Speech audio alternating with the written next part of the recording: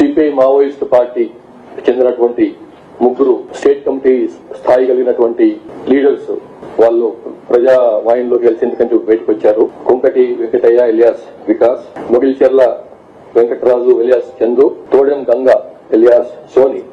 ఈ ముగ్గురు state committee member rank ఉన్నటువంటి వారు ముగ్గురు ఈ రోజు మావోయిస్ట్ పార్టీ నుంచి బయటకు వచ్చి ప్రజా వాహినిలో కలిసిపోతున్నారు.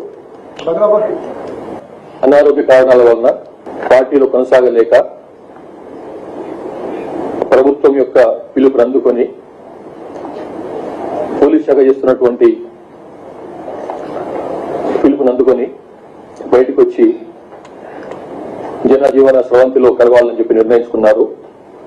ఈ అజ్ఞాతంలోకి వస్తున్నందుకని చెప్పి మరొకసారి మేము వాళ్ళకు వెల్కమ్ చెప్పుకుంటూ ప్రభుత్వం తరఫు నుంచి ఎట్లాంటి ఏ రకమైనటువంటి ఫెసిలిటీస్ ఇవ్వాలనో వారి పైన ఉన్నటువంటి క్యాష్ రివార్డ్స్ ఏవైతున్నాయో వారికి సత్వరం అందజేస్తాము. అట్లాగే ఈ అవకాశాన్ని తీసుకొని మిగిలిన వాళ్ళు కూడా నాయకత్వ స్థాయిలో ఉన్న వాళ్ళు కానీ కింది స్థాయిలో ఉన్న వాళ్ళు కానీ ప్రభుత్వ పిలుపుని అందుకొని పోలీసుల పిలుపుని అందుకొని బయటకు వస్తారని చెప్పి పూర్తి నమ్మకం.